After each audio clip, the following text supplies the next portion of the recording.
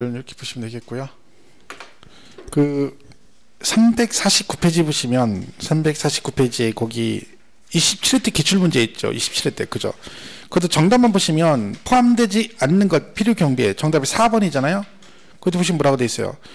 뭐 어쩌고저쩌고 이거 마지막 줄에 뭐 있어요. 필요 경비에 산입된 금액 이렇게 나왔잖아요. 이때 27회 때 정답이죠. 산입된 금액은 포함하지 않는다. 답이 4번이었어요. 그죠. 그리고 28회 때가도 연장 나왔었는데 그때는 그 이자 있죠. 이자 아까 이자에 그게 정답으로 나왔었습니다. 그죠. 보시면 되고. 자 이제 나머지는 넘어가시면 됩니다. 지금 안 보시고 이제 저쪽 뒤로 가서 그 353페이지 가면 아까 전에 했던 필요경비 계산공제 이가 나와요. 353페이지 그죠. 거기 계산공제 그래 나와 있죠. 거기 다 나와 있는데 토지건물만 보시면 돼. 혹시 나오면 거기밖에 없어요. 토지건물은 아까 했죠. 취득 당시 기준시가의 3%다. 미등기는 0.3%. 그것만 딱 보시면 나머지는 필요 없습니다. 그죠? 자, 그럼 이제 그걸 보겠습니다. 355페이지 장기보유 특별공제. 그러니까 양도차익 결정되면 양차 장이를 얘를 빼주죠. 장기보유 특별공제. 이거는 뭐 기억하시라고? 얘는 뭘 빼주는 거라고요? 물가상승분 빼주는 거라겠죠. 그 물가상승분 항상 기억하셔야 돼요. 자, 그러면 해석하면 이런 거죠. 장기보유잖아요. 그녀는 뭐 하는 겨? 보유를 일정 기간 해야지 공제가 된다는 얘기죠. 이때 보유 기간이 몇 년 이상이냐면 3년 이상입니다. 그러니까 장기보유는 3년이 안 되면 공제 받을 수가 없습니다. 그러니까 무조건 몇 년은 보여야 된다? 3년은 기본적으로 보유해야지 공제 받을 수 있습니다. 자, 그 다음 이름이 특별공제라겠죠. 자, 이게 무슨 뜻이에요? 특별이란 말은 너도 해주고 나도 해주고 아니라 특별히 니네만 그런 뜻입니다. 그죠? 그래서 특별공제는 공제 대상이 한정이 돼 있다는 뜻이네요. 그때 한정돼서요. 그죠? 토지 건물. 부동산은 무조건 되고 누구도 돼요? 입주권도 됩니다. 입주권. 자, 토지 따로 건물 따로 되고 주택은 토지 건물 같이 돼 있으니까 당연히 되는 겁니다. 그런데 여기 입주권이 나오죠. 입주권. 자, 앞으로 이제 우리 세법에서 계속 입주권 얘기가 나올 텐데 이 입주권이 뭐냐면 이런 겁니다. 설명하면 그 아파트 여러분 갑이 만약에 아파트를 갖고 있는데 얘가 재개발이나 재건축이 들어가요. 그죠? 그럼 여러분 공법 배우시면 재개발 재건축은 반드시 무엇을 설립을 해야 된다? 조합을 설립해야 돼요. 조합. 그죠? 조합. 그럼 만약에 이 갑이 이 재개발 재건축에 동의를 하게 되면 얘는 뭐가 돼요? 이 조합의 조합원이 됩니다. 자, 그리고 정비법에 보면 사업 시행 절차가 납니다. 개발사업, 정비사업 절차가 나오죠. 자, 여러분 아파트 재건축하려면 겁나 시끄럽습니다. 그냥 되는 건 아니죠. 막 했다가 무산되고 막 경축 뭐 추진위원회 결성했다 뭐 인가받았다 다 필요 없고요. 얘가 떨어져야 돼요. 관리처분계 인가라는 게 있어요. 그죠? 이 관리처분 인가가 떨어져야 철거하고 공사를 합니다. 자, 이게 인가 났어요? 그러면 이 철거됐죠? 그럼 이 갑은 이 조합의 조합원이잖아요. 그럼 그 조합은 재건축을 하면서 완공되기 전에 그 조합원인 갑에게 뭘 준다? 나중에 저게 완공되면 입주할 수 있는 권리를 줍니다. 그래서 말 그대로 뭐라 그래? 조합원 입주권 그런 거예요. 전문용어 딱지 그러기도 하죠. 자, 그러면 지금 이 얘기는 얘가 이걸 팔면 뭘 해주겠다는 거예요? 장기보유 특별공제를 해주겠다는 뜻입니다. 자, 근데 이제 장기보유는 보유기간별로 공제율이 다르잖아요. 보유기간 따라. 제가 여기까지 5년을 보유했고요. 그 다음에 입주권 상태로 양도할 때까지 1년을 보유하고 팔았다는 얘기죠. 예를 들면. 그죠? 자, 그러면 지금 이 입주권 지금 누가 판 거야? 누구 거예요? 지금 입주권이? 누구? 갑이 파는 거죠? 그죠? 갑이 이렇게 은한테 판다 이런 얘기죠. 그럼 얘한테 지금 뭘 해주겠다는 거야? 장기보유 특별공제 해주겠다는 얘기죠. 자, 그럼 얘가 보유기간이 이 상태면 몇 년을 보유기간을 볼까요? 여기 5년, 입주권 1년, 토탈 6년이죠. 그런데 6년 안 해주고 여기까지만 해줍니다. 5년만 해줍니다. 5년. 자, 왜 그러냐면 원래 이 장기보유는 부동산만 해줘요. 부동산. 입주권은 부동산이에요? 아니에요? 아니죠. 이런 부동산을 취득할 수 있는 권리잖아요. 그죠? 이게 안 되는 거야. 그런데 이 갑이 지금 입주권을 팔죠. 근데 갑이요. 이 집 원래 이거 갖고 있었죠. 부동산. 그럼 얘가 이거 팔고 입주권을 샀나요? 갑이? 아니죠. 소유권 변동이 없지. 원래 부동산이었는데 입주권으로 전환된 거잖아요. 그럼 만약에 얘가 입주권은 그러니까 안 되는데 얘가요. 이걸 팔고 산 게 아니잖아요. 그럼 만약 이때 얘가 여기서 부동산 전환되기 전에 이때 팔았으면 얘는 공제를 받았겠지. 왜? 부동산은 공제가 되니까. 그러니까 어떻게 해주는 거야? 입주권을 팔아도 어디까지는 해준다는 거야. 얘가 부동산 상태로 보유한 기간만큼 해주는 게 맞다는 거지. 그래서 여기서 여기까지는 부동산이 있으니까 이만큼 해주고 여기는 부동산이 아니니까 이 기간은 안 해주겠다는 거야. 그래서 항상 그러면 입주권은 어디까지만 가는 거예요? 관리 처분객 인가일. 그러니까 얘는 양도 차익도 그렇고 보유기간도 다 입주권 얘기는 어디까지 간다? 관리처분 그래야지. 만약에 입주권 양도일까지 한다 그럼 틀립니다. 조심하시고요. 또 하나는 갑이 지금 을한테 팔았죠. 그 을은 입주권을 얘한테 승계취득한 거죠. 이 을이 나중에 병한테 이 입주권을 팔면 을은 장기부여 받을 수 있다 없다? 없다. 왜? 을은 입주권을 산 거잖아요. 얘는 부동산을 보유한 바가 없지. 그러니까 승계취득은 안 됩니다. 결론적으로 우리가 장기부여, 그러니까 입주권 얘기는 두 가지를 기억하시는 거예요. 보유기간이나 양도차익은 어디까지만 계산한다?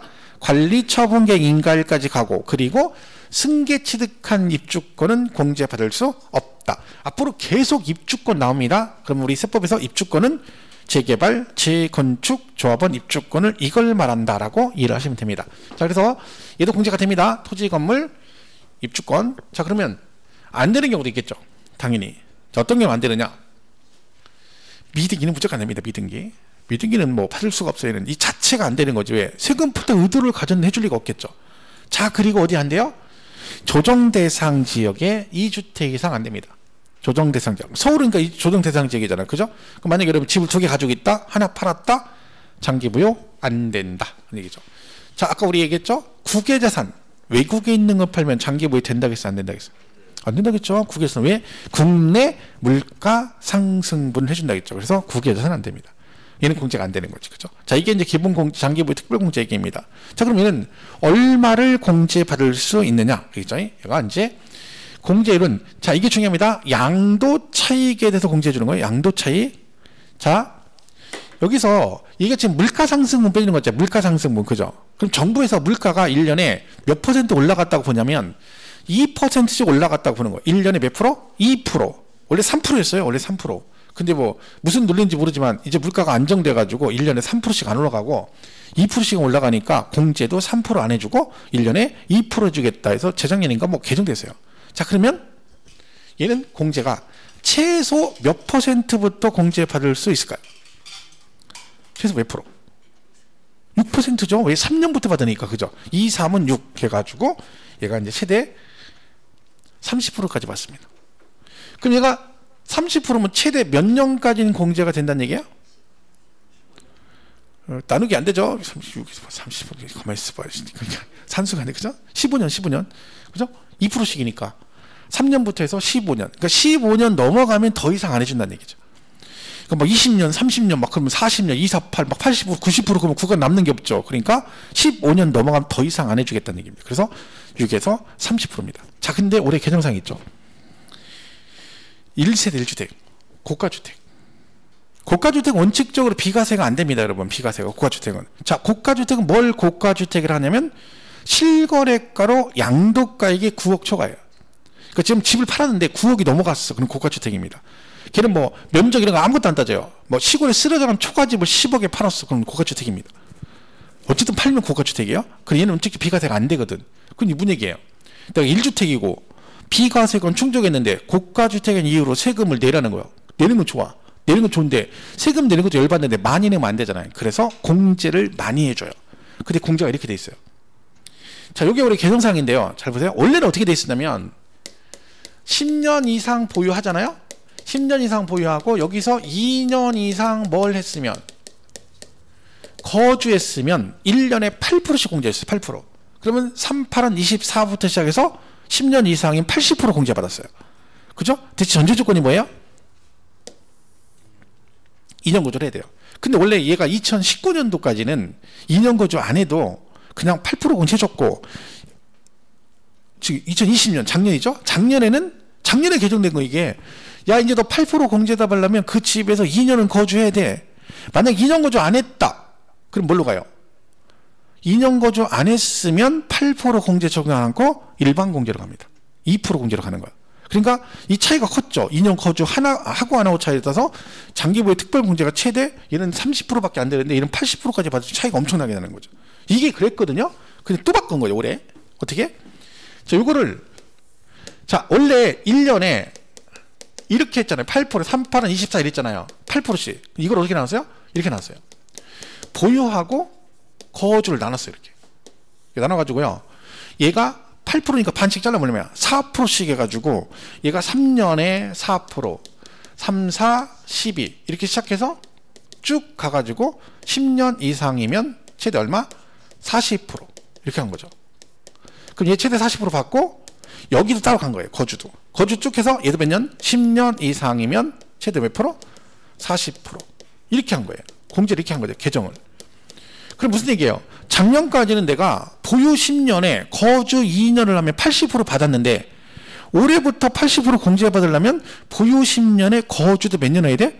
10년 이상을 해야지 공제 받을 수 있어요. 그게 엄청난 거죠. 규제를 엄청 한 거죠. 그죠? 이렇게 된 거예요. 자, 근데 보세요. 얘가 3년에 4%, 10년 이상 40%죠. 근데 거주 기간은요. 2년 이상 거주. 여기서부터 4%에서 얼마? 8%부터 시작합니다. 3년이면 3, 4, 12. 왜 그러냐면 이게 원래가 8% 공제 받으려면 뭘 했어야 돼요? 2년 거주 했을 때만 8% 공제했죠. 2년 거주 안 하면 8% 공제를 안 해줬잖아요. 그러니까 얘도 전제 조건이 이거를 이렇게 나눈 거잖아. 4%씩. 그럼 적어도 얘는 뭘 해야 돼요? 여전히 2년 거주는 기본으로 해야 돼요. 만약 2년 거주를 못했다. 그럼 어떻게 돼? 그럼 원래 8% 공제 적용 안 하니까 이것도 안 하고 뭘로 가? 이걸로 가는 거야. 2년 거주 안 하면 무조건 6에 30으로 가는 거죠. 2년 거주를 한 조건 하에서 고가주택이 3년 부여하면 얘 3, 4, 12 가고 얘는 어떻게? 2, 4, 8 해주는 거죠. 그리고 3, 4, 12, 4, 8은 30에서 10년 이상 40% 이렇게 갑니다. 어쨌든 결론적으로 올해부터 고가주택 지역에는 어떻게 한다? 보유기간 공제 따로 40% 하고 거주도 따로 해서 각각 요건 충족했을 때 공제받을 수 있다. 이렇게 바뀌었습니다. 개정이. 그죠? 그러니까 뭐 어쨌든 괜찮으니까 지문상으로 어떻게든 언급이 될 여지는 있겠죠. 잘 보시고요. 자, 그래서 여기 뭐 이건 나중에 아까 비거주자 된다겠죠? 우리나라 걸 팔면 해주겠다 그런 얘기죠. 요거는 지금 안 하겠습니다. 이건 되게 헷갈려요. 이거 3월달에 할 건데 요거하고 엉켜버리거든요. 그죠? 이거 놔두시고. 자, 그럼 공제가 이렇게 되는 거 지금 보시면 일반적인 경우는 이렇게 돼 있죠. 그럼 여기서 이제 사실은 요 있죠. 요거 조심해야 돼요. 숫자 다 외웠는데 저걸 뭐라고 내요? 양도가액 이렇게 내버려요. 양도가액 아니고 차익에 대해서 공제하는 거예요. 그죠? 이걸 가액 그러면 안 됩니다. 자, 그래서 어떻게 됐어요?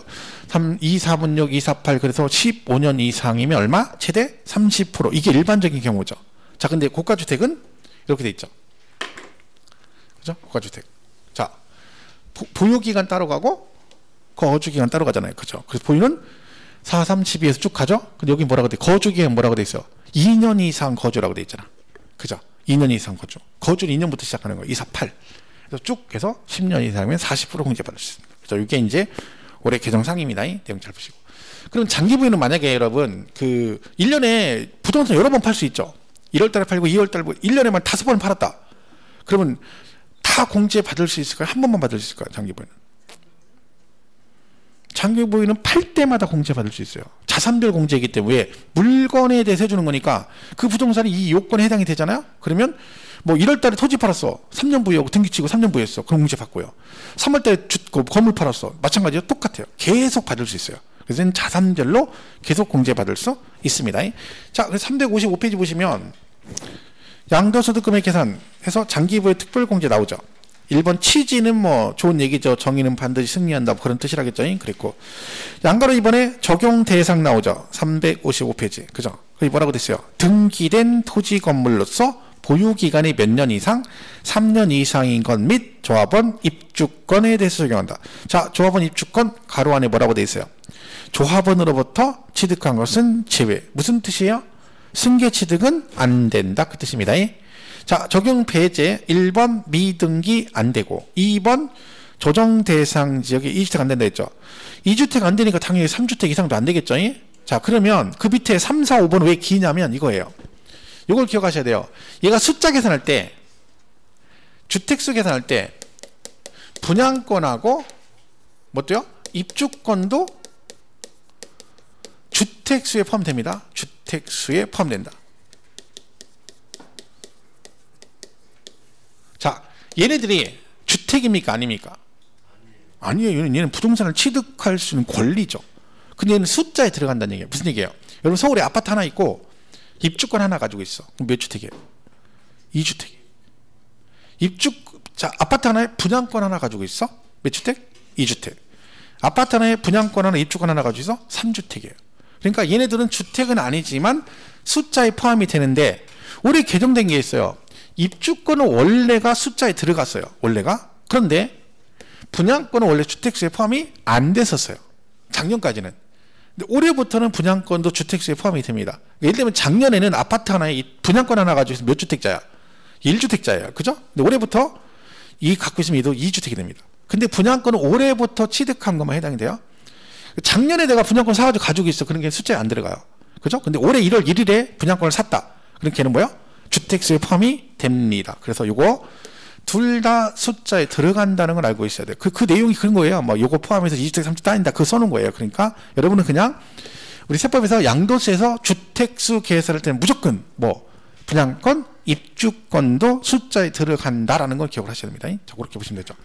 자, 거기 이제 그 얘기입니다. 넘어가시면 356페이지에 장기보유 특별공제시 보유기간 적용이라고 되어 있죠. 자, 일단 거기서 뭐는 보셔야 돼요. 오늘은 동그라미 4번. 거기 뭐라고 되어 있어요? 조합원 입주권, 동그라미 4번, 조합원 입주권을 양도하는 경우는 기존 건물과 그 부수 토지 취득일로부터 어디까지 간다고요? 관리처분계획 인가일까지. 아까 그랬잖아요. 입주권은 무조건 관리처분계획 인가일까지 간다. 그죠? 그 내용 잘 보시면 됩니다. 그 다음에 장기보유 특별공제액, 그래서 표 1하고 표 2가 나오죠.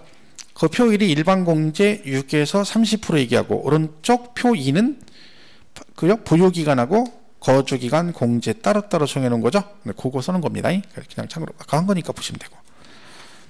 그 다음에 뒷장넘버 358페이지 6번에 뭐라고 돼 있어요? 6번에 거기 보시면 동일 연도에 장기보유 특별공제 대상 자산을 여러 번 양도한 경우에도 공제 요건에 해당하면 어떻게 한다?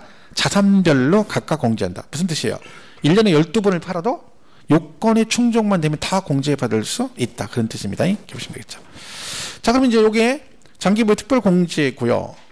그죠? 보시면 되고. 그 다음에 이제 뭐 있어요? 거기서 뭐 빼주면 되죠? 기본공제 빼주면 됩니다. 기본공제. 자, 기본. 자, 기본이란 말이죠. 그럼 양도, 수도. 자, 기본. 자, 기본이란 말은 뭐예요? 누구는 차별하지 않고 누구나 똑같이 그런 뜻입니다. 그죠? 그러니까 우리 여러분이나 저나 똑같이 29,800원 들고 가면 다 뭘 준다는 거예요. 맥주 2병에 마라난주 하나를 기본으로 똑같이 준다는 얘기지. 똑같이 갔는데 이번에 연식이 오래돼서 안 되겠는데 이런 거 없다는 거죠. 그건 차별하는 거지. 그래서 기본은 똑같은 거예요. 차별 안 해. 그러니까 얘는 장기 보유하고 다른 게 얘는 보유기간을 안 따져요. 무조건 해줘요. 기본공제니까 특별공제가 아니잖아요. 근데 공제 대상도 누구나 똑같이 해줘요. 그럼 얘는 다 받아요. 양도세, 과세 대상 전부가 공제 대상이 됩니다. 그러면 얘는 지금 뭐예요? 묻지도 않고 따지도 않고 무조건 해준다. 물론 나이나 생명도 아니고 무조건 해주겠다는 거지. 그죠? 무조건 해줘. 그럼 공제 금액이 크겠어요? 작겠어요? 작지. 얼마 안 되니까 그러겠죠.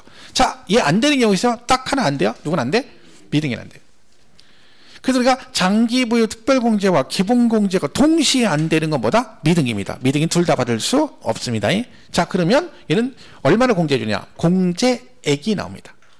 자, 공제액은 요 말이 중요합니다. 뭐라고 돼 있어요?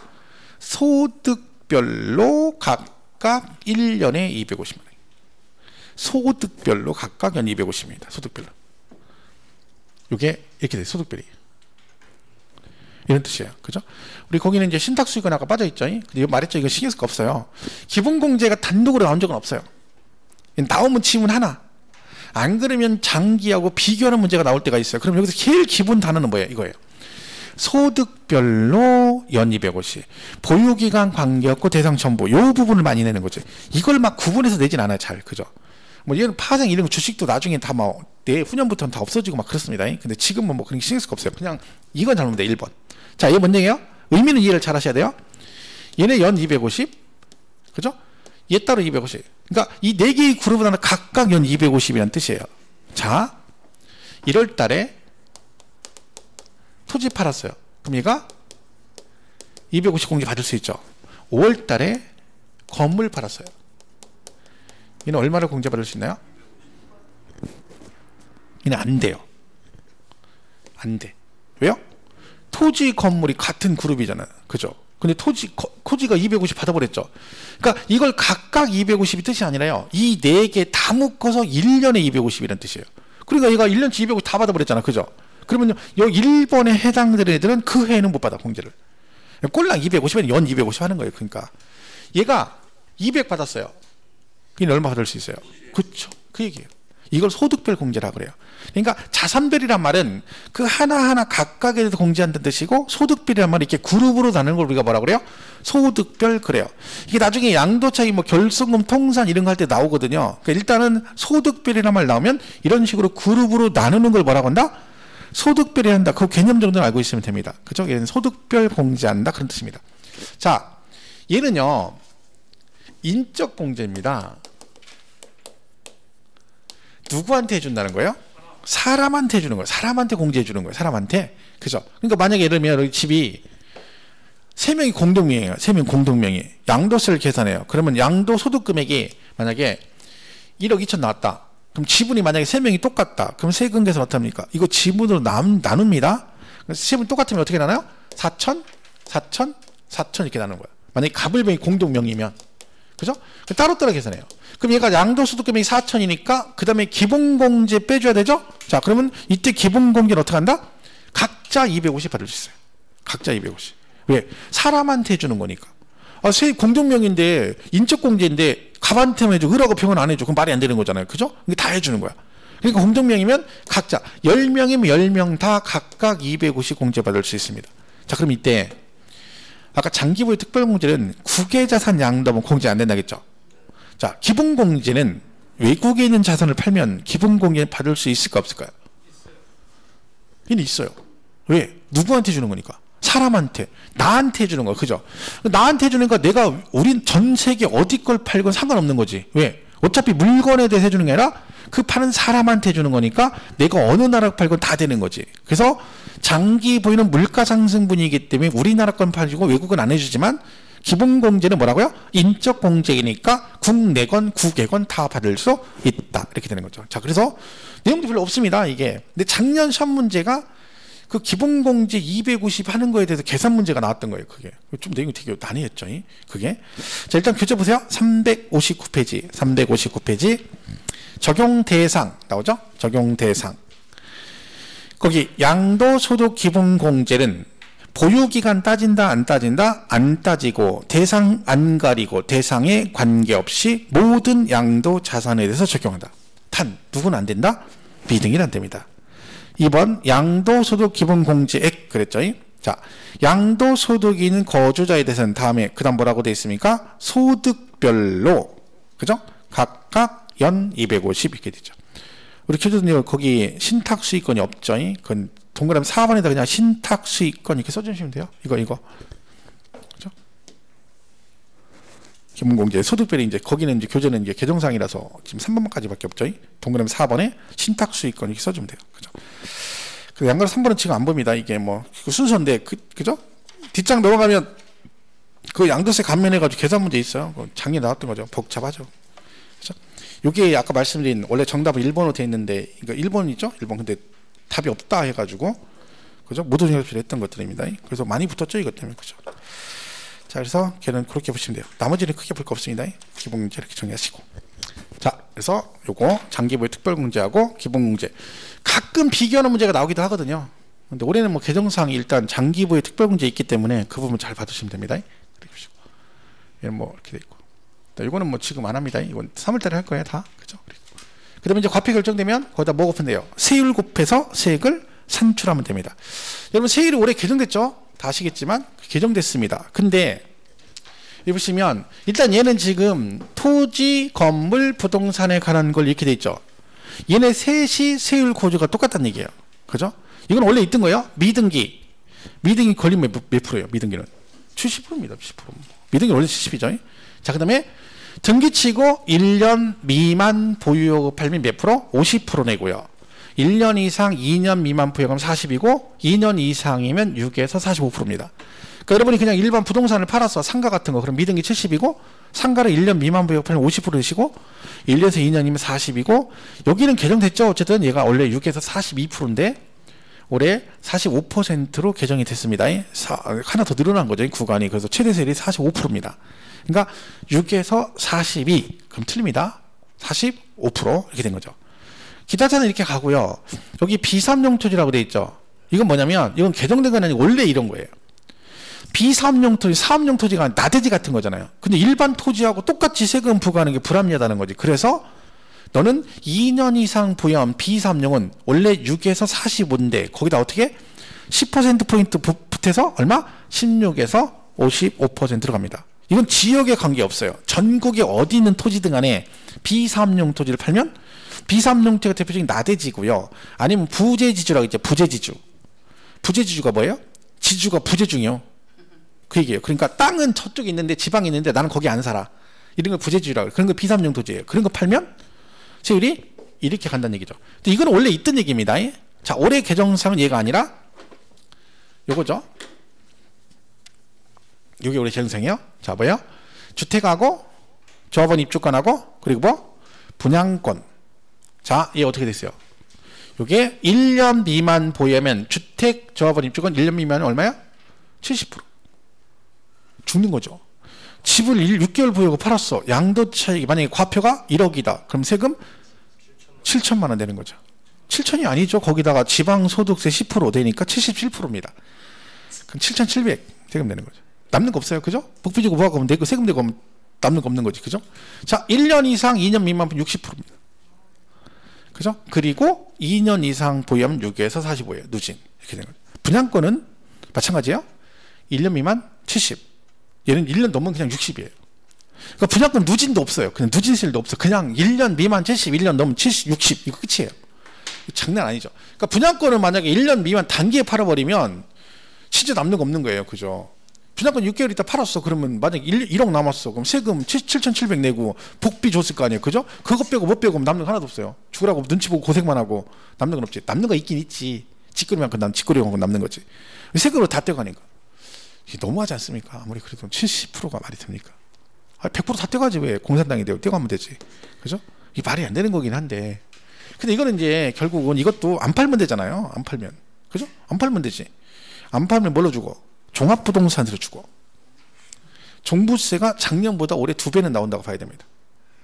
세율이 엄청 올랐어요. 세율이 엄청 올랐죠? 세부담 상한도 바뀌었죠. 그러니까 이게 어떻게 되는 거예요? 팔아도 걱정이고 갖고 있어도 걱정이고 새로 살려도 걱정이고. 그죠? 살려면 취득세 죽죠. 그죠? 갖고 있으면 종부세를 죽죠. 팔면 양도세를 죽어요. 그러니까 이게 어떻게 하라는 거예요? 할 수 없는 거지. 그러니까 진짜 있는 사람들은 까딱 안 하는 거죠. 그냥 버티고 있는 거예요. 올해 1년만 버티자 막 이러고 있는 거지. 올해 1년 지나면 대선하잖아요. 그죠? 어차피 대통령 임기 끝나잖아. 이번에 올해 끝나잖아요. 올해 끝나면 내년에 대선하면 이제 뭐 바뀌겠지 이런 또 기대치겠죠. 숫자 바뀌긴 하겠죠. 설마 이렇게 가겠어요? 제가 대통령 후보로 나온다 치면 뭐라 하겠어? 양도세를 제가 낮추겠습니다. 부담 안 주고. 그죠? 이렇게 하겠지. 안 그러겠어요? 그런 거 해야지 또 국민들이 와 할 거 아니야. 그죠? 뻔뻔한 거지 뭐. 지금 막 규제한 거 다 풀어준다고 할 테지. 그럼 뭐 풀어주겠죠. 바뀔 수는 있어요. 그죠? 언제든 근데 이렇게 된 거죠. 근데 언제부터 적용해요? 올해 6월 1일부터 적용해요. 올해 6월 1일부터. 그러니까 5월 31일까지 파시면 상관없어요. 그럼 원래 얘가 개정되기 전에 세율이 얘 40%. 얘는 1년 넘으면 그냥 6에서 42%였어요. 원래. 이렇게만 돼 있던 거야.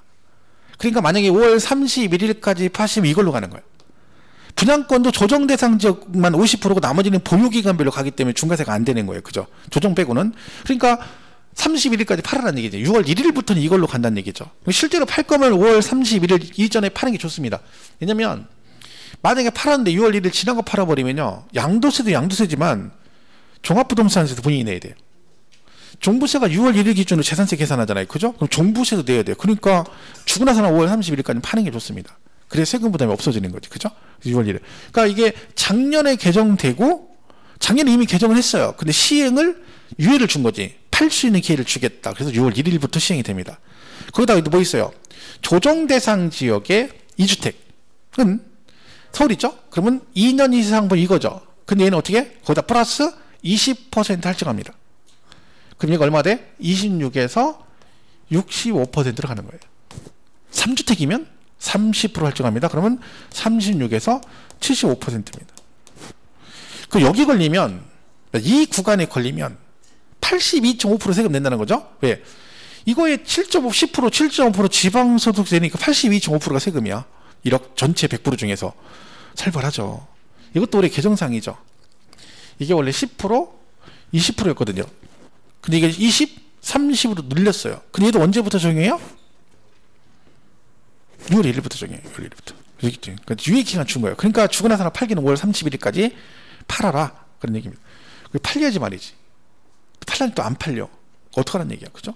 대책 없어요. 이게. 그죠? 그래서 엄청나게 바뀌었죠. 그죠? 근데 여러분 이게 잘 보셔야 될 게 뭐냐면 이거는 근데 이제 만약에요. 조정 대상 지역 1주택이고요. 조정 아닌 지역의 1주택을 가지고 있어요. 그죠? 이럴 수 있죠. 이렇게 집이 두 개야. 얘를 먼저 팔았어. 그럼 얘는 2주택이잖아요. 그럼 얘가 2년 이상 있다. 그럼 6에 45 플러스 20 한다 안 한다? 안 해요. 안 해요. 얘를 먼저 팔면 플러스 합니다. 28할증에 중과세요. 그러니까 이 얘기는 뭐냐면 조정 대상 지역 걸 팔 때 그 집을 먼저 팔 때 그런 거지 조정 아닌 지역을 집을 팔았는데 거기다가 중과세면 안 되잖아요. 그죠? 그 얘기입니다. 그러니까 거기 걸 팔 때 되는 거야. 그 집을 먼저 팔 때. 그러니까 순서가 중요한 거지 사실은. 어느 집을 먼저 파느냐가. 그죠? 그러니까 이거 실무적으로 좀 여러 가지 얘기가 있습니다. 서울에 집이 있고 조정 아닌 지역에 집이 있어요. 그러면 이때 2주택이잖아. 서울 거 팔아. 근데도 얘가 중과세가 안 되는 경우도 있어요. 왜? 이 조정 아닌 지역의 집이 주택수에서 제외되는 경우도 있거든요. 뭐 수도권, 광역시, 세종시를 제외한 지역에 뭐 기준시가 3억 이하인 주택은 주택수 계산할 때 제외한다. 그럼 내가 서울에 집이 하나 있고 그런 집을 하나 치고를 가지고 있는데 서울 집을 먼저 팔아? 그럼 몇 주택으로 봐? 2주택이 아니라 1주택으로 봐줍니다. 물론 비과세는 안 되죠. 하지만 2주택 중과세가 안 되는 거지. 뭐 그런 규정이 있어요. 실무적으로. 근데 시험에서 그런 건 안 물어보죠. 그러니까 여러분 혹시나 하시면 여기 걸 먼저 팔았을 때 이렇게 간다는 얘기예요. 그러니까 항상 그 기준을 잘 보셔야 돼요. 아니 그러면 자기가 잘못 생각해가지고 포기하고 세금 그렇게 안 내드렸는데 막 팔았다가 나중에 세금 안 내드릴 걸 낼 수도 있거든요.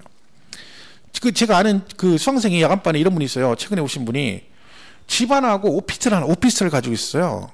얘를 팔아서 자기는 비과세인 적을 파는 거야. 비과세인 줄 알고. 예, 오피스텔은 주택이 아니니까. 근데 낭조세가 나중에 국세청 5,700을 내라고 나왔어요. 5,700을. 왜? 얘가 주택인 거야. 그 이사람 주택이 아니라고 한 거야. 왜? 업무용이니까. 근데 이걸 주거용으로 쓰는 거야. 주거용으로. 오피스텔은요, 여러분, 주거용으로 쓰면 주택입니다. 사무실 쓰면 업무용 쓰면 사무실이고. 그러니까 그건 용도에 따라 주택이 될 수 있고 있어요. 근데 이거를 갖다가 세를 준대 주택 임대차 계약 써가지고 주택으로 세를 전세 주잖아요. 세 주잖아요. 그럼 이거 주택이에요. 그럼 2주택이 되는 거야. 근데 이게 이 오피스텔 가격이 4,700만 원이래. 근데 세금 5,700 나왔어. 기가 막 돌아버린 거야. 이 사람 열받은 거야. 그래가지고 자기가 몰라서 그런 거잖아. 그래가지고 야간반이신데 막 직장 끝나고 막 차 타고 오세요. 막 한 시간 와야 돼. 저쪽에도 와야 되니까. 그러니까 와가지고 저간에 수업 듣는 거야. 근데 언제 저한테 왔어요. 한번 상담으로. 이 얘기를 하는 거야. 자기가 그래서 열받아가지고 꼭 이걸 배워야 되겠대. 세법 저기를 중개사 공부를 해야 되겠다고. 앞으로도 그쪽으로 할 건데 모르니까 진짜 이게 너무 억울하잖아요. 그죠? 오피스텔 차라리 이거 팔아버리는 게 낫지. 4,700인데 세금 5,700 나왔으니까. 이럴 수 있어요. 오피스텔은 조심해야 돼. 그러니까 여러분. 그게 그냥 무조건인 오피스텔은 주택이 아니다라고 착각하시면 안 돼요.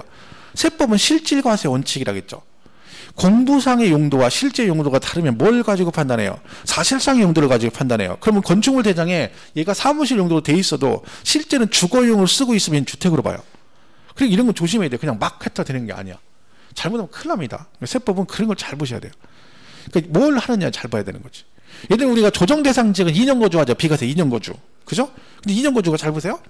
살 때, 팔 때. 자, 취득할 때 얘가 조정 대상 지역이었는데 팔 때는 조정 대상 지역이 아닐 수도 있죠. 해제가 돼가지고. 그럼 이 사람 2년 거주 해야 될까 안 해야 될까? 여러분이 아파트를 살 때는 조정 대상 지역이었어. 그럼 원래는 2년 거주 해야 되죠. 근데 양도할 때는 조정 대상 지역 해제가 돼버린 거야. 그럼 나는 2년 거주 해야 된다 안 해야 된다? 해야 됩니다. 해야 돼요. 자, 살 때는 조정이 아니었어요. 팔 때는 조정 대상 지역이에요. 얘 2년 거주 해야 돼 안 해야 돼?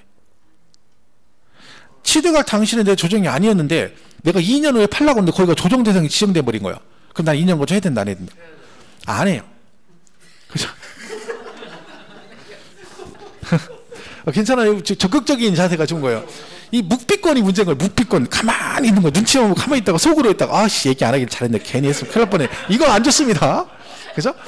자꾸 해서 막 틀리기도 하고 맞기도 하고 그래야 그게 기억에도 오래 남고 그런 거죠. 자, 이건 간단해요, 여러분. 살 때 취득할 당시의 조정 대상 지역이면 무조건 나중에 2년 거주를 해야 돼요. 근데 살 때 조정 대상 지역이 아니면 2년 거주 안 해도 돼요.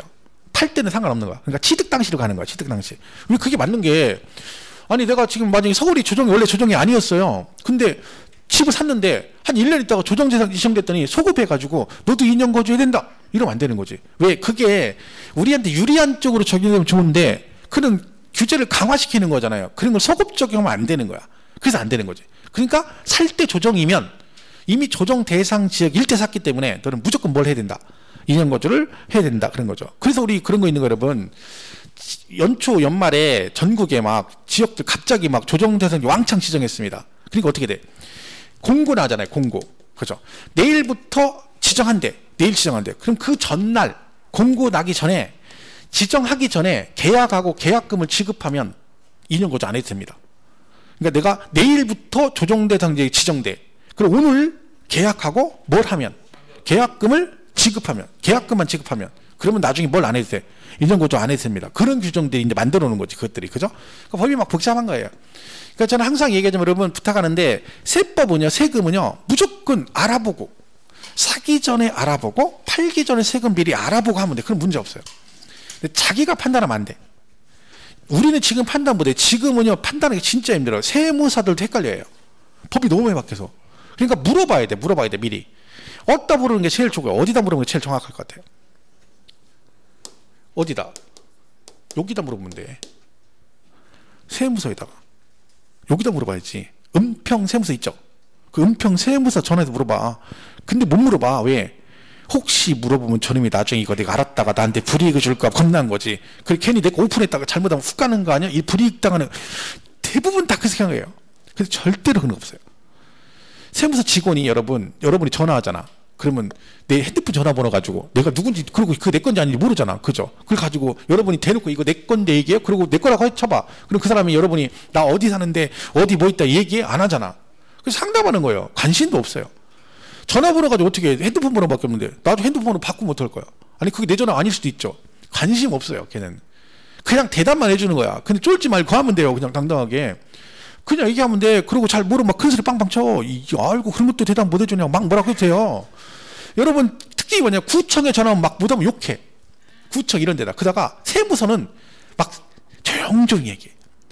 이거 이렇게 되면 안 될까? 저쪽에 아 그래요? 아니 그게 아니 이렇게 막 나긋나긋해. 왜? 무서워서 그런 거. 무서워서 혹시 내가 불이익 당할까 봐. 그런 게 어딨어요. 막 욕하다가 막 모르다가 하면 전화해도 몰라 그러면 앉아서 하는 일이 뭐야. 네가 양도세 담당인데 이것도 모르면 내가 민원이 전화했는데 이렇게 하면 어떡하냐고 막 소리쳐도 돼요. 그럼 그 사람들 죄송합니다. 그럼 제가 알아보고 다시 연락드리겠습니다. 그럽니다. 그럼 걔들이 알아봐가지고 전화를 다시 해줍니다. 지난번에 아까 전화하신 거 제가 알아봤더니 이게 맞답니다. 그럼 그래요? 이렇게 하면 되는 거지. 쫄아가지고 막 모른다 그러니까 그래요? 아니 그러면 그냥 아니에요. 내가 또 알아볼게. 이러고 저를 끊어 조용히. 그런 거 안 해도 돼요. 안 물어본다니까. 그 관심도 없고. 그냥 여기다 물어보는 게 제일 좋은 거예요 사실은. 근데 얘도 잘 몰라요. 문제는. 그러니까 어디다 물어봐야 돼. 만약에 여러분이 여기 살아요. 서울에 살아. 근데 집이 서울에 있고 시골에 집이 하나 있어. 그래서 시골에 있는 집을 팔려고 그래. 그러니까 어디 물어봐야 돼. 거기다 물어봐야 돼. 거기다. 그 제가 뭐냐면 제가 저 어디 지방에 갔는데 거기서 미치버리겠다는 거예요. 왜? 그쪽은 조정이 아니에요. 그러니까 자기는 조정을 몰라 세무사들이. 근데 와가지고 뭐라고 하냐면 나 여기 집 하나 있고 서울에 집이 하나 있는데 조정이잖아. 그 서울 집을 팔려고 하면 세금 어떻게 내? 이렇게 물으면 돼. 미쳐버린다는 거야. 왜? 자기는 조정이 아니라 그걸 한 번도 해본 적이 없잖아. 그 사람들은. 그러니까 관심이 없는 거예요. 근데 와서 그걸 물어보니까 돌아버리겠다는 거야. 주택 얘기만 하면 경기 난대. 이게 그래서 그런 거야. 요즘엔 진짜 변수가 많습니다. 그러니까 근데 잘 찾으면 내가 세금을 안 내도 낼 돈을 낼 수가 있거든요. 그러니까 그거를 해서 꼭 알아보면 돼. 그것만 잘하면 돼요. 무조건 물어보면 된다. 그죠? 그것만 잘 기억하시면 돼요. 어쨌든 요거는 언제까지 팔아라? 혹시 해당되면 무조건 5월 31일까지는 파셔야 됩니다. 그래야 불이익을 안 당한다. 그죠? 6월 1일부터. 그러니까 올해 시험에는 얘가 나오면 이걸로 나오는 거지. 왜? 올해 시험은 이제 개정상으로 나오는 거예요. 6월 1일부터 시행되니까 우리 시험 보면 이걸로 나오지 그 전 거로 나오진 않습니다. 저 그것만 보시면 돼요. 그래서 교재는 거기 뭐 잔뜩 써 있는데 지금 그걸 볼 건 없습니다. 그냥 요거 개정사항이다라고 한번 보시고 요약집이 정의되어 있으니까 참고로 보시면 돼요. 그죠? 그리고 나중에 교재는 또 나중에 보셔도 돼요. 지금 일단은 요렇게 돼 있고 올해 6월 1일부터 적용한다까지만 가시면 돼요. 그죠? 이렇게 정리하시면 됩니다. 이렇게 해서 세율은 뭐 그렇게 보시면 되겠어요. 자, 이렇게 해서 거기 세율까지 정리를 하겠습니다. 하고 그 다음에 뭐 거기 뒤에 나오는 그 다음에 나오는 게 뭐 370페이지 양도소 필요경비 계산 등등 이런 거 있는데 이거는 지금 안 합니다. 이게 되게 어렵죠. 세법에서 제일 어려운 부분이 여기에요. 이거 뭐 저거 하는 거 있죠. 이거는 나중에 할 거예요. 작년에 시험에 또 이게 지문상으로 나왔었거든요. 그래서 이게 나오면 어렵습니다. 내용상. 딱 봐도 답답하잖아요. 그죠? 뭐 특수관계 뭐 이런 거 막 그림 그죠? 이렇게 돼가지고 뭐 저거 이렇게. 나중에 하긴 할 거예요. 근데 이게 들으면 아마 이게 좀 머리 아파요. 그때 근데 이해하면 잘 별거 아니에요. 막 외우면 힘든데 얘가 왜 이걸 하는지 잘 이해하면 또 되게 쉬워지는 거예요. 근데 막 무대뽀로 보면 되게 헷갈려요. 그죠? 이 세법에서 양도세 제일 어렵다고 느끼는 부분이 이 부분입니다. 그죠? 시험에 자주 나오죠. 그래도 그죠? 다 많아요. 뭐 이거 뭐 잔뜩 있잖아요. 그죠? 예를 드는 거죠. 이런 거. 이거 나중에 보겠습니다. 그리고 다음 시간에 여기 양도세 있죠? 신고납부 여기부터 시작해서 비과세 이렇게 정리를 하겠습니다. 진도는 여러분 이렇게 되어 있습니다. 3월 첫 주까지 이게 7주밖에 안 나서 3월 첫 주까지 강의하고요. 그러면 3, 4월 강의가 또 7주가 나옵니다. 근데 5, 6월이 9주예요. 그래서 3, 4월 강의도 4월 첫 주까지 강의 진도 끝내고 그다음 5, 6월 달 둘째 주부터 5, 6월 달 강의 8주 딱 맞거든요. 그렇게 맞춰서 갈 겁니다. 8주 강의로. 그러니까 그럼 뭐 여러분은 그냥 계속 나오시면 돼요. 그냥 계속 나오시면 돼요. 안 쉬고 나오면 됩니다. 좋습니다. 자, 고생 많으셨고요. 이제 꽃피는 춘삼을 되는데 이제 마음 잡고 공부 좀 하셔야 됩니다. 힘내시고 다음 주에 뵙겠습니다. 고맙습니다.